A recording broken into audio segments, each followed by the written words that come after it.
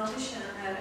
A protože jsme právníci, tak se samozřejmě zaměříme na ty právní aspekty centrálního zadávání, tak jak je vnímáme a tak jak jsme i získali nějaké zkušenosti z praxe, protože my jsme pro řadu krajů v České republice administrovali centralizované zadávání na nákup energií, to znamená jak elektrické energie, tak zemního plynu.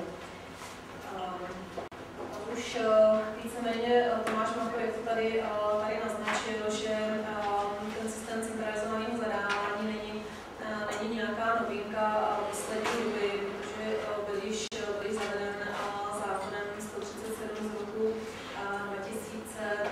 2006. Nicméně to širší využití skutečně nastalo až v těch předchozích letech, zejména na úrovni krajů, ale i jsou tady i zkušenosti samozřejmě na té centrální úrovni, přičemž ten velký boom se teď očekává od toho 1.7., kdy ústřední orgány státní správy budou mít tedy povinnost určité komodity touto formou nakupovat. Proč se vlastně to centralizované zadávání objevuje, jaké jsou jeho výhody? Takovým klasickým, vždycky s oblibou právě Ministerstvo pro místní rozvoj prezentuje posílení principu 3D, hospodárnost, efektivnost, účelnost. Nepochybně výhodou, nebo i co my máme zkušenosti, tak výhodou centralizovaného zadávání je skutečně úspora veřejných prostředků. Ten efekt agregace poptávek skutečně je veliké a ty úspory by skutečně to centralizované zadávání mělo přinést. O čem se méně hovoří, ale my s tím zkušenosti máme určitě dobré, je i možnost prosazení výhodnějších podmínek ve smlouvě s dodavateli. My právě na úrovni krajů, kde jsme nakupovali elektřinu a zemní plyn, tak jsme šli takovou cestou, že jsme nenechali ty jednotliví dodavatele, aby nám dávali svoje vzorové standardní podmínky dodávek elektřiny a plynu. Ale kraj si skutečně prosadil to, že on sám předloží vzorovou smlouvu, vzorové obchodní podmínky, podle kterých pak ten dodavatel se bude muset řídit. Což samozřejmě je věc, kterou by jednotlivé třeba příspěvkové organizace, jednotlivá škola, jednotlivý domov důchodců stěží mohl si prosadit, aby sám si skutečně prosadil to, že bude mít vlastní obchodní podmínky, které vyhovují především jemu. A ten dodavatel mu tady na tyhle podmínky přistoupí. Proč o tom hovořím?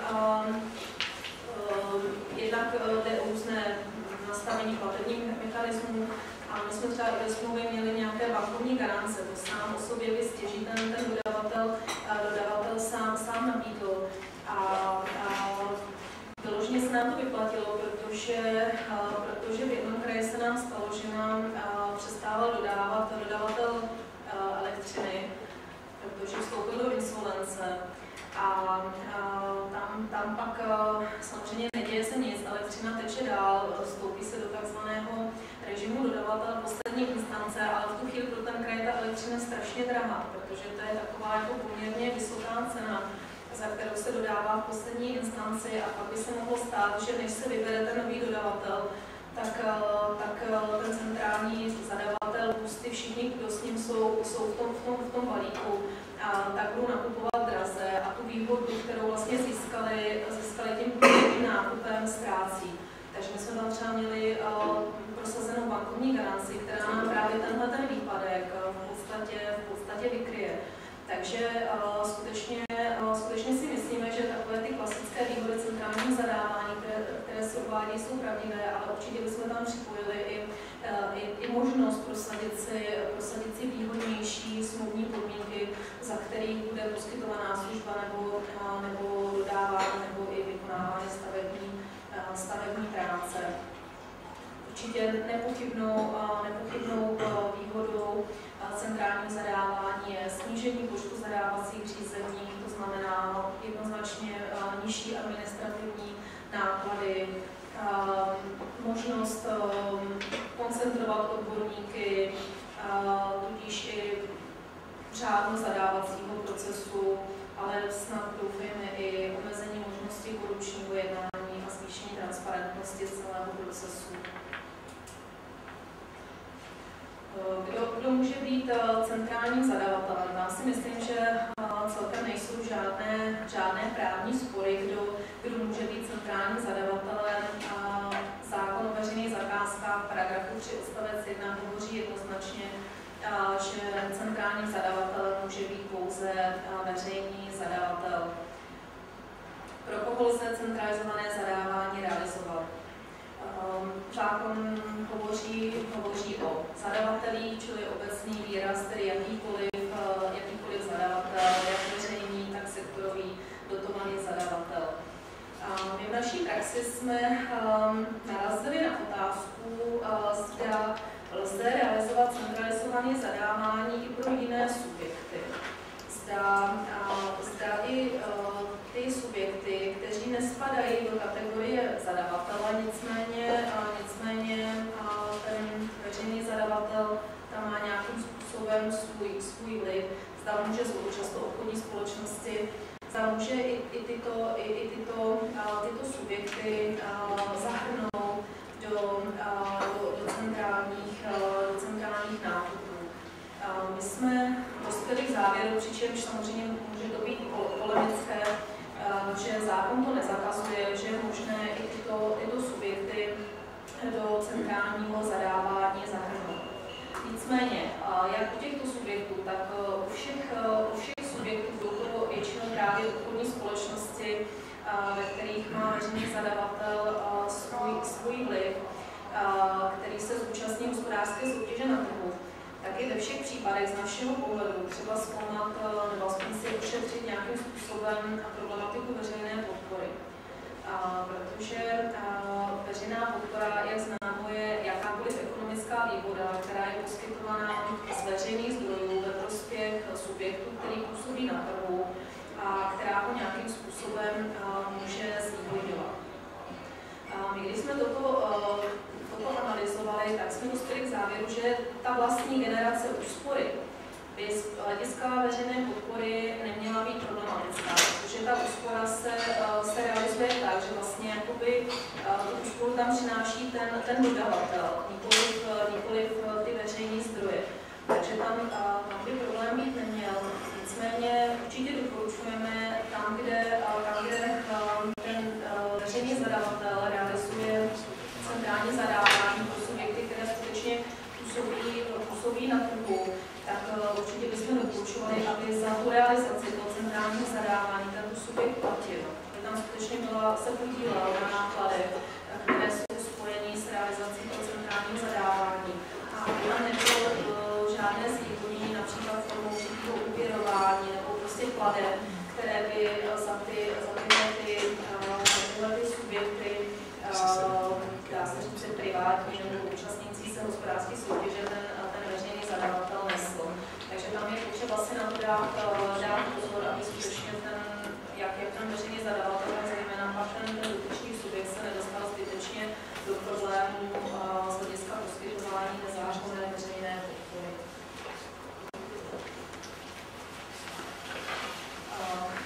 V rámci centralizovaného zadávání je třeba mít ošetřeny vztahy mezi centrálním zadavatelem a těmi jednotlivými pověřujícími zadavateli, tak samozřejmě mezi centrálním zadavatelem, případně i pověřujícími zadavateli a vybraným dodavatelem.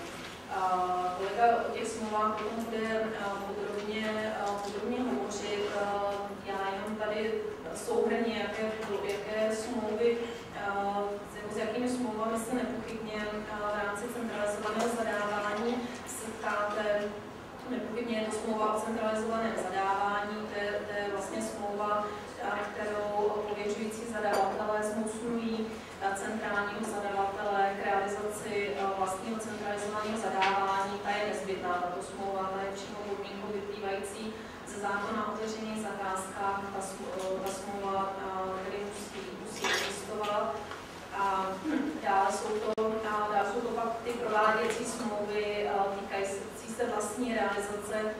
veřejné zakázky, často to bývá rámcová smlouva, naplnění zakázky a pak ještě vlastní prováděcí smlouvy, ale kolega o tom bude hovořit. Jenom ještě uvedu, že určitě v tomto směru Ministerstvo pro místní rozvoj odvedlo velký kus práce, protože vypracovalo velice kvalitní vzorové smlouvy, se kterými se dá výborně pracovat.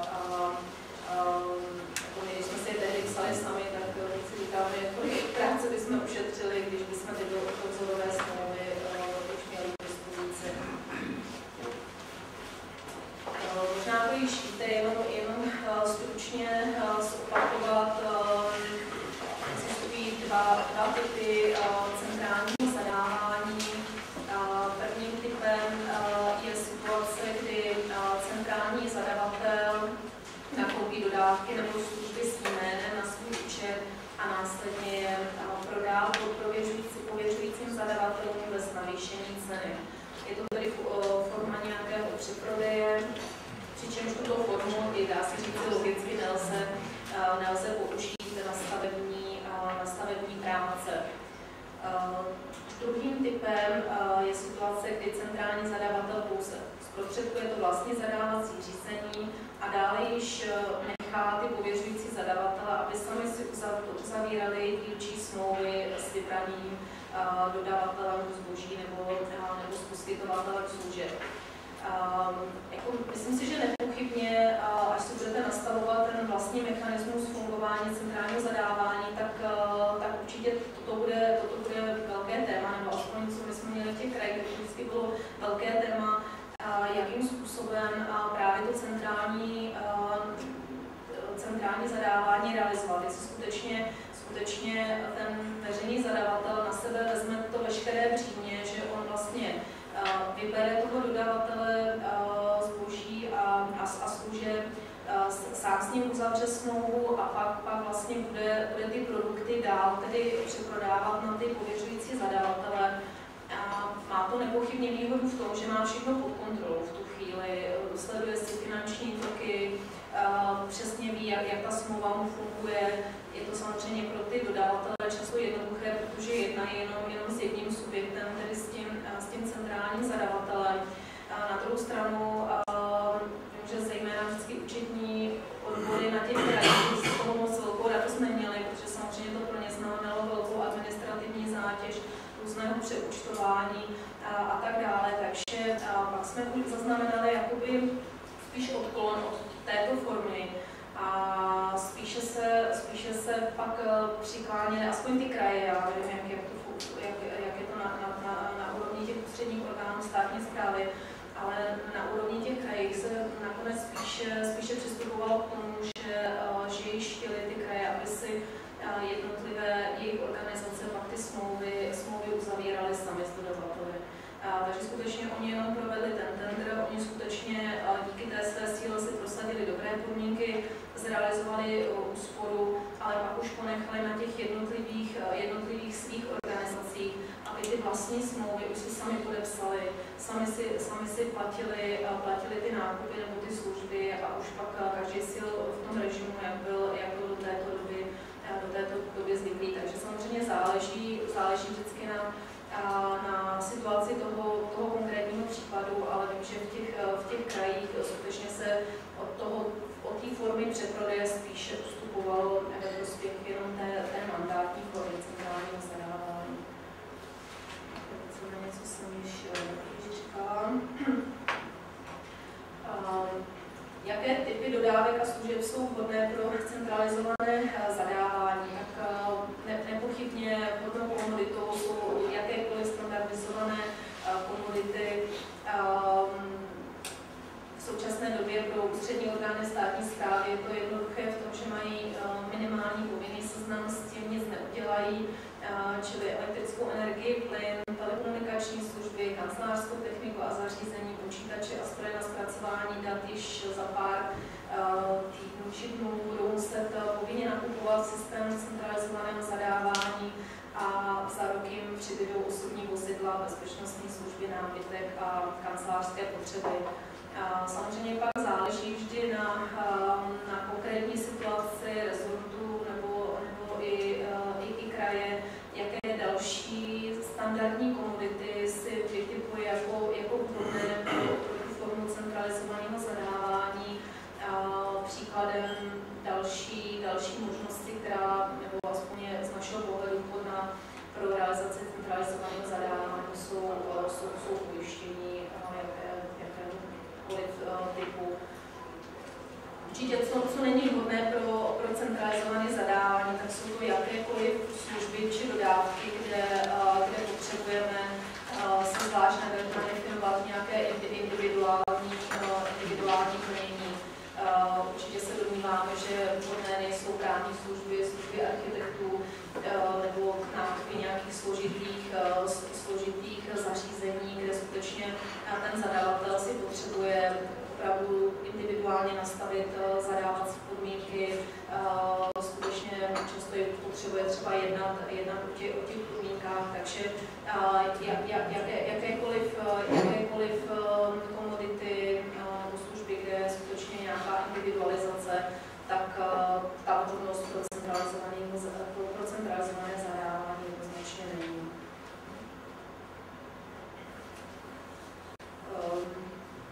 Při realizaci toho centralizovaného zadávání další věc, kterou je třeba zvážit, je vlastně forma nebo způsob toho zadávání, zda použít ten klasický listinný způsob nebo jít elektronickým systémem. Tady na to pak budou odborníci, kteří budou vyloženě hovořit o elektronickém systému, takže není třeba, abych já tady do hloubky probírala. V podstatě i zde budete mít možnost si vybrat, anebo spadnete do režimu tedy povinného elektronického zadávání, přičemž víceméně ty komodity, které jsou povinné pro centralizované zadávání, tak až tuším na jednu výjimku spadají i komodity, které jsou povinné pro elektronický systém tržiště, ale týká se to všechno jenom ústředních orgánů státní správy, netýká se to již těch nižších složek obcí, krajů, kde víceméně pořád mají tyto subjekty volbu, zda tedy budou klasickým listinným způsobem, anebo tou elektronickou cestou a budou si víc pohrát i s tím, jaká komodita jim přijde vhodná pro listinný způsob zadávání nebo pro elektronickou formu. Tady jsem již hovořila o tom, že od 1.7. v podstatě bude povinnost pro ústřední orgány státní správy nakupovat povinné komodity formou centrálního zadávání. Tady vás asi řada z vás bude z ústředního orgánu státní správy, takže už vlastně máte tu první etapu do toho 34. za sebou, takže by již na vaší úrovni měl být zaveden rezortní systém centralizovaného zadávání. Týká se to tedy všech ústředních orgánů státní správy, které mají alespoň 2 podřízené organizace a i podřízených organizací, kteří jsou veřejným zadavatelem s tím, že bylo možno požádat vládu o udělení výjimky ve stavu, tedy těch podřízených organizací. Já jsem si tady víceméně vybrala takové nejdůležitější body, které měly být obsaženy v těch rezortních pravidel, která již nepochybně vy všichni máte. Já bych tady upozornila na to, co právě pro nás, pro právníky, je skutečně jako zajímavé. Je to určitě otázka právě určení té formy centrálního zadávání. Zda tedy bude se postupovat formou toho předprodeje anebo mandátní formou. Určitě je možné si to nastavit v obecné rovině, nastavit si obecně kritéria, kdy budu postupovat formou předprodeje, nebo kdy budu postupovat mandátní formou, anebo už možná nějaké ty ústřední orgány si dopředu řeknou, ne, my chceme jít jenom touhle formou, nebo chceme jít jenom touhle formou.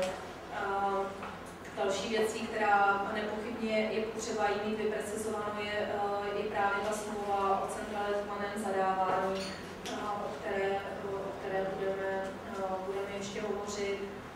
Vymezit si pravomoci odpovědnosti mezi tím centrálním zadavatelem a mezi pověřujícími zadavateli. Skutečně mít ty vztahy co nejprecizněji vydefinovány, protože samozřejmě pak, až se to celé rozjede, tak může docházet k určitým konfliktům, nedorozumění, takže čím lépe budou ty vztahy mezi centrálním zadavatelem a pověřujícími zadavateli ošetřené, tak určitě to do budoucna přinese pozitivní efekty.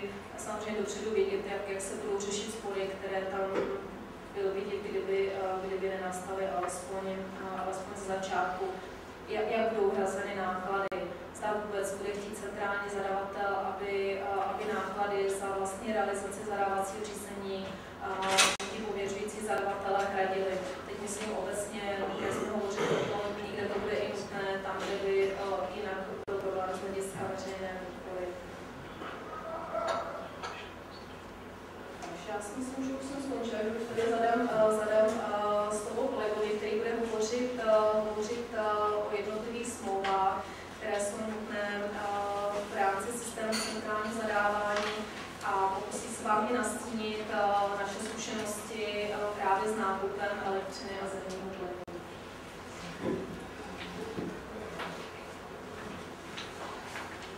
Dobré dopoledne.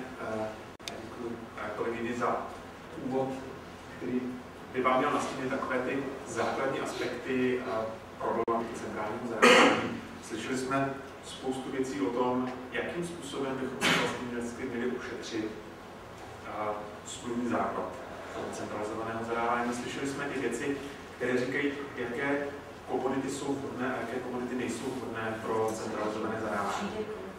Ke všemu vlastně teď budu částečně vracet, když budu mluvit o těch smluvních aspektech fungování systému centralizovaného zadávání a uzavírání smluv o centralizovaném zadávání. A v zásadě existují 3 základní skupiny smluv, které je třeba si vzít v potaz, když se budeme bavit o centralizovaném zadávání. Tím prvním je vždy smlouva mezi centrálním zadavatelem a pověřujícími zadavateli. A další 2 typy smluv, rámcová smlouva, v případě prováděcí smlouvy. Ty už nám potom slouží k tomu, abychom konkrétně zajistili dodávky od vybraného tak, ale nyní postupně k té smlouvě o centralizovaném zadávání. To je vlastně klíčová smlouva, která nám po nastavení toho základního systému a volbě pozice centrálního zadavatele umožňuje řídit vzájemné vztahy mezi zadavateli. Ta smlouva o centralizovaném zadávání může být pojata jako dvoustranná smlouva, to znamená centrální zadavatel vždy uzavře s každým pověřujícím zadavatelem samostatnou smlouvu.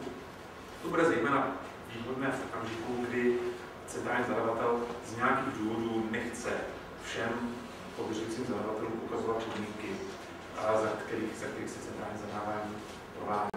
Druhou možností jsou samozřejmě vícestranné smlouvy. Tam název napovídá, centrální zadavatel bude se všemi ostatními pověřujícími zadavateli uzavírat jednu smlouvu a rozdíl právě té dvoustranné, tady se bude ukazovat jakási transparentnost toho postupu centralizovaného zadávání, kdy centrální zadavatel jasně deklaruje, že všichni jsou na jedné lodi a všichni se podílí jednotným způsobem na centrální dodávce. Nicméně ta pozice té smlouvy o centrálním zadávání vychází především z toho, jaké postavení centrální zadavatel má. Zda pouze vybírá nebo ji přeprodává. Pokud budeme postupovat systémem, že centrální zadavatel bude pouze organizovat zadávací řízení a následné veškeré kroky při nakupování vybrané komodity, si již budou činit ostatní pověřující zadavatelé, tak ta pozice je samozřejmě nejvýhodnější pro toho centrální zadavatele, protože na něj nepřenáší žádná významná rizika. Na druhou stranu pozice centrálního zadavatele jako osoby, která nás po vybrání konkrétního dodavatele přeprodává a přeprodává komodity, v sobě nese značná úskalí a jak zmiňovala kolegyně, právě v této smlouvě je potřeba vzít v potaz zásadní aspekty řešení sporů, úhrady nákladů, povinnosti všech pověřujících zadavatelů, aby se chovali tak, aby pro centrální zadavatele nevznikla žádná rizika při plnění smluv. Dalším aspektem, který je zásadní, tak je určení harmonogramu uzavírání prováděcích smluv. Toto může být již předmětem smlouvy o centrálním zadávání, ale může to být zároveň předmětem nějakých budoucích smluv. A toto je opět třeba zvážit v okamžiku, kdy se volí ten základní model. Bude to tedy tak, že centrální zadavatel může požadovat, aby pověřující zadavatelé měli nějaké povinnosti vyplývající přímo ze smlouvy o centrálním zadávání. A nebo se mohou právě v té smlouvě o centrálním zadávání domluvit, že veškeré následné povinnosti, které budou vyplývat z těch budoucích povinností vybraného uchazeče, budou přeneseny do dalších smluvních vztahů. Ale na tuto povinnost, na tento aspekt je třeba myslet již na začátku, aby se nestalo, že na začátku bude uzavřena pouze nějaká blanketní smlouva o centralizovaném zadávání, která bude říkat, my jako centrální zadavatel pro vás za tolik a tolik provedeme tu a tu činnost, všechno další si jich činit vy, ale vzniknou nám tam bílá místa, která v budoucnu bude třeba zaplnit. A kdyby potom pověřující zadavatelé přestali spolupracovat, nebo z jakéhokoliv důvodu, když k tomu byl i důvod, tak právě tuto situaci je třeba řešit od začátku. A jak zmiňovala kolegyně právě ty vzorové smlouvy, které lze nalézt na stránkách Ministerstva pro místní rozvoj, tak poměrně zajímavým způsobem na tuto problematiku myslím. Tak, to by bylo ke smlouvě o centralizovaném zadávání. Nyní pojďme k té druhé skupině. To jsou rámcové smlouvy a prováděcí smlouvy na předmět zakázky. Co se týče rámcové smlouvy, tak to bude především smlouva, která bude přicházet v úvahu, kdy od začátku není zřejmé, jakým způsobem budou probíhat dodávky vybraných komodit. A vezmeme-li to na příkladě konkrétně dodávek plynu a elektřiny, tak v takovém případě by se mohla zrovna rámcová smlouva ukazovat jako vhodná. A ta rámcová smlouva by nám v tu chvíli stanovovala základní podmínky, za jakých bude vybraný dodavatel elektřinu dodávat. Ale jestli v budoucnu potřeba nějakým způsobem upravovat množství dodávek, upravovat jejich kvalitu, upravovat zvláštní aspekty, například při změně charakteru odběru, tak v takovém případě by se mohla potom hodit právě ten režim rámcových smluv a prováděcích smluv, by v rámci prováděcích smluv by byly nastavovány konkrétní parametry dodávek. Samozřejmě, ale i ta rámcová smlouva se dá vypustit, pokud se všechny tyto aspekty dají vložit již do samotné prováděcí smlouvy. A ta prováděcí smlouva potom vlastně slouží jako smlouva mezi centrálním zadavatelem a dodavatelem nebo případně pověřujícími zadavateli.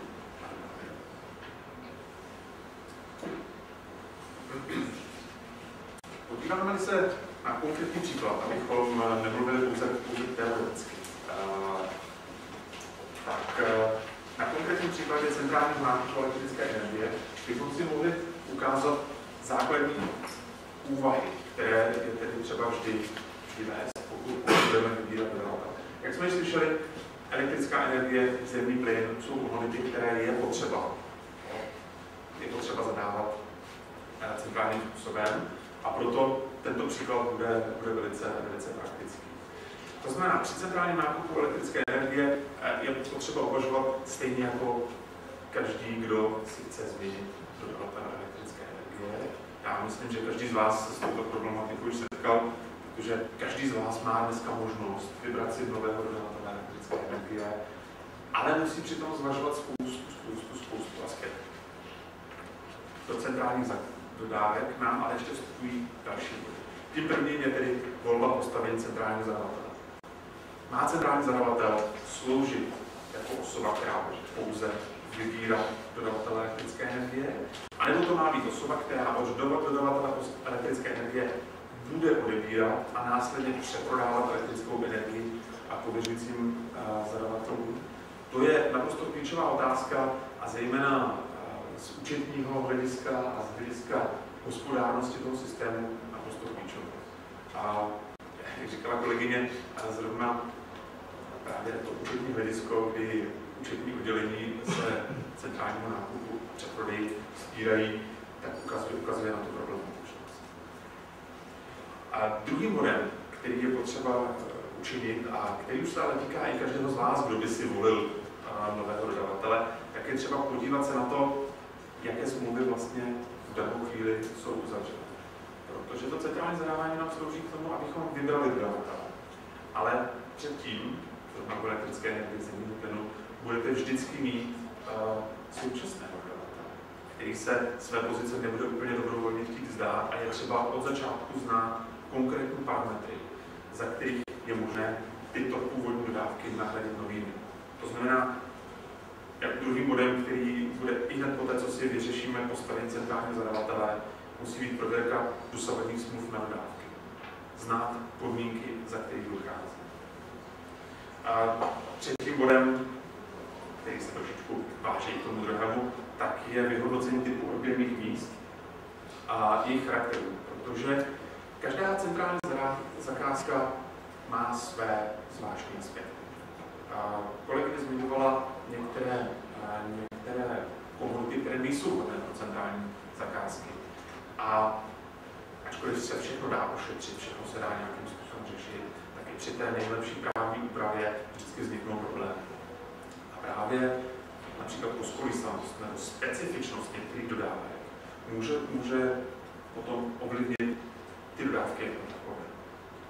Nicméně vyhodnocení typu odběrných míst, velkou odběr, malou odběr, střední odběr, nízké napětí, vysoké napětí, charaktery, denní průběhy odběrů, to jsou všechno naprosto klíčové věci, které centrální zadavatel, respektive v rámci centrální zakázky, je třeba zvážit. A budu odebírat řádným způsobem, lineárním po celý den, nemusím potom po vybraném dodavateli žádat nějaké specifické charaktery. Takže spolu s tím, když si zhodnotím dosavadní smlouvy na dodávky, musím si vždy zhodnotit i odběrná místa a jejich charaktery, abych znal přesně, co vlastně zadávám. No a čtvrtým bodem, který nám do toho vstupuje a který tvoří ten konglomerát, tak je potom volba budoucí smluvní dokumentace. A opět, budeme-li vybírat jakéhokoliv dodavatele, zájmu toho dodavatele je, aby on byl ten, kdo poskytne svoji smluvní dokumentaci, aby to byl on, kdo si bude diktovat podmínky. Protože i v rámci centrální zakázky, i v rámci jakékoliv veřejné zakázky. A pokud si definujete pouze základní body, za jakých má být zakázka provedena, nemůžete postihnout vše. A proto je třeba zvážit, jestli si připravíte vlastní dokumentaci, anebo budete akceptovat nabízené smlouvy. Co se týče akceptace nabízených smluv, určitě proto hovoří jednoduchost, rychlost, ale na druhou stranu rizikovost, co vše v těch smlouvách objevíte, na co jste zapomněli, když jste definovali veřejnou zakázku a kam vás ten smluvní dodavatel chce dovést. A příprava vlastní dokumentace je obrácená. Všechny ty negativa vy si můžete postihnout. Na druhou stranu určitě není vhodné poskytovat nebo připravovat si vlastní dokumentaci v oblastech, ve kterých nemáte expertizu nebo nemáte takové práce, kteří by vám ty smlouvy připravili kvalitně. Protože naopak špatně připravená smlouva, špatně připravené smluvní podmínky můžou vést k tomu, že smluvní dodavatel, byť dobře vybraný, prostě nebude schopen plnit, nebo se naopak bude vzpouzet k tomu, aby plnil, protože ve vaší smluvní dokumentaci bude nacházet mezery. Takže volba smluvní dokumentace je naprosto klíčové téma, které je potřeba zvažovat, ale dívat se na ty aspekty obou stran. No a poslední základní úlohou je volba hodnotících kritérií. Opět budeme-li se bavit o nákupu elektrické energie. Můžeme se bavit o tom, že chcete pouze cenu. Stejně tak to bude kancelářské techniky, třeba i u pojištění. Ale na druhou stranu všechny dodávky mohou mít nějaká svá specifika. A například u té elektrické energie, když budu chtít odebírat lineárně po celý den elektřinu na nízkém napětí, asi těžko budu předpokládat nějaké výkyvy. Ale jakmile se začneme pohybovat ve specifičnosti dodávky, tak může být základem hodnotících kritérií ještě něco dalšího. Už to nemusí být pouze cena, ale může to být například garance odchylky. Garance odchylky znamená, že neodeberu-li například 10% požadované dodávky, nemusím za to platit. Standardně, když neodeberete elektřinu, tak vám dodavatel elektrické energie rovnou vyúčtuje penál. Neodeberali jste 10%, už jenom 10% dostáváte vyúčtováno, navíc zdražuje se vám dodávka. Takže v rámci těch hodnotících kritérií například je možné zvážit, zda jedním z hodnotících kritérií by nemohla být odchylka, nebo zda hodnotícím kritériem nemohou být jiné aspekty té dodávky. Tak, co se týče fází postupu, a tím už se dostávám v podstatě do té závěrečné fáze, tak v první fázi postupu určitě musí být zajištění smluvní dokumentace. To znamená, vše, o čem jsme se bavili, nastavení smlouvy o centrálních, o centralizovaném zadávání, vše musí být připravené. Musí být připravené předtím, než se pustíte do centrálního zadávání. Dalším bodem samozřejmě zveřejnění zadávací dokumentace, a to v co nejkomplexnějším rozsahu, protože pro všechny dodavatele a v případě mnohosti zadavatelů je klíčové, aby měli co nejvíce informací, aby ty informace byly kompletní, nebyly zbytečně doplňovány až v budoucnu a vše postupovalo od začátku v co největším rozsahu. S tím souvisí samozřejmě, že nevždy se vše může podařit. Budete-li mít na straně odběratelů 100 pověřujících zadavatelů, tak určitě jeden z nich vždy něco spletou. Nestane se, že všichni vydají informace tak, jak mají. Ale samozřejmě umožňuje vám, zákon o veřejných zakázkách vám umožňuje informace doplňovat a především bych tady chtěl apelovat v tu chvíli na řádné zodpovídání dodatečných dotazů, protože spousta dodavatelů, kteří jsou fundovaní, kteří umí své řemeslo, tak se vás budou ptát právě na ty věci, které vám chybí ve vaší veřejné zakázce. A v tu chvíli je potřeba řádně zodpovídat dodatečné dotazy. No a dostáváme se do poslední fáze, což je posouzení nabídek. Jak jsem zmiňoval, je třeba zvážit jednotlivá hodnotící kritéria. Nejnižší nabídková cena je poměrně jednoduchá. Tam není moc to vymýšlet. Ovšem v případě ekonomické výhodnosti je třeba zvážit, jakým způsobem budu hodnotit. Můžeme se totiž v případě více hodnotících kritérií podívat na problematiku například elektrické.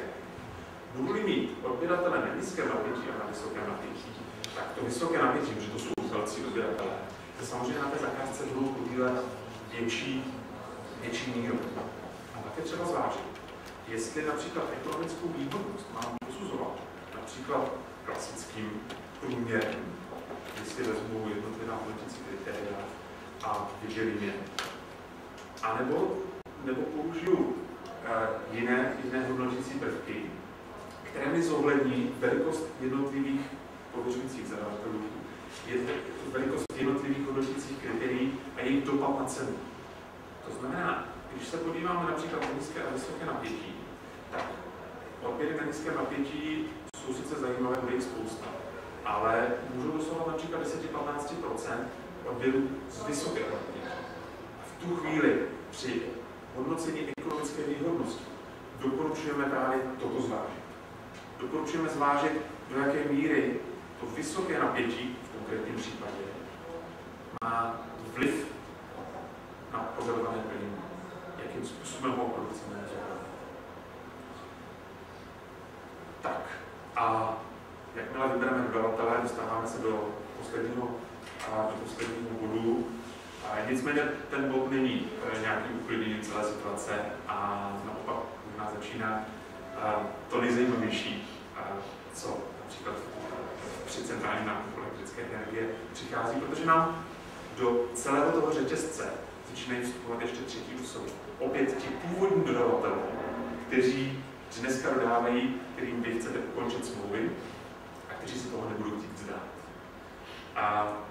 Takže po zajištění podpisu smluvní dokumentace s vybraným dodavatelem, ať už té rámcové nebo prováděcí, po vyhodnocení začátku, a zajištění podpisu smluvní dokumentace s pověřujícími zadavateli, pokud ten režim bude takto zvolen, musí automaticky přijít ukončení stávajících smluv na dodávání. Tady apelujeme v případě centralizovaného zadávání. Neukončujte dodávky, neukončujte jakékoliv smluvní vztahy dřív, než budete mít vybraného dodavatele.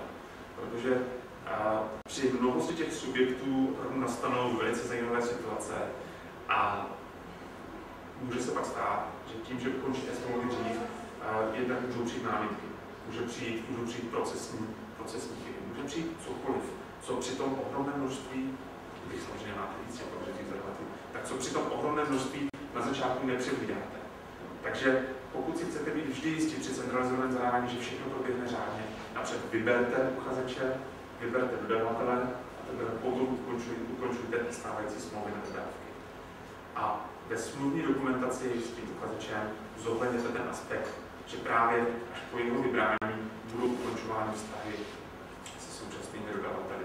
A vy, když ti současní dodavatelé vám začnou házet klacky pod nohy, začnou vám tvrdit, že něco vůbec nejde, že z jejich všeobecných obchodních podmínek, které si zaktualizovali 2 dny předtím, vyplývá něco jiného, takže dokážete na tu situaci zareagovat. A tím posledním v případě elektrické energie velice klíčovým je zajištění změny dodavatele, protože nejenom ten náš současný dodavatel elektrické energie, ale i provozovatel distribuční soustavy mohou činit problémy. A provozovatel distribuční soustavy to je takový zvláštní problém, protože on požaduje na to přesná data. A jestliže budete mít například 400-500 odběrných míst a 100 pověřujících zadavatelů, tak se vám 100% stane, že některé čísla elektroměry odběrných míst, už na firmu nebudou souhlasit. A to je přesně důvod, proč vám současný dodavatel, proč vám provozovatel distribuční soustavy může odmítnout a přeregistrovat změnu dodavatele. Takže i s tímto je potřeba počítat a vracíme se tím úplně na začátek, na tu přípravu celého toho systému veřejných zakázek, centrálních zakázek, že teprve po řádné přípravě, kdy si ověříte všechna data, prověříte si smluvní dokumentaci, prověříte si charaktery odběrů, teprve potom byste měli přistoupit k plnění, protože dobře připravená centrální zakázka vám ušetří problémy po té, co vy si dovedete dodavatele a začnou nastávat problémy ne na té dodavatelsko-odběratelské straně, ale na té straně těch třetích osob, které vám do centrální zakázky víceméně nepřímo mohou. To jsou naše zkušenosti trošku přefiltrované z těch jednotlivých centrálních zakázek, které jsme organizovali pro kraje. A právě tam se ukázalo, že dobrá příprava, která může trvat několik měsíců, ušetří čas následný, ušetří nervy všech zúčastněných a především ušetří finanční prostředky. Já bych vám chtěl za nás za oba poděkovat za pozornost. Samozřejmě jsme připraveni vám zodpovědět jakékoliv dotazy, na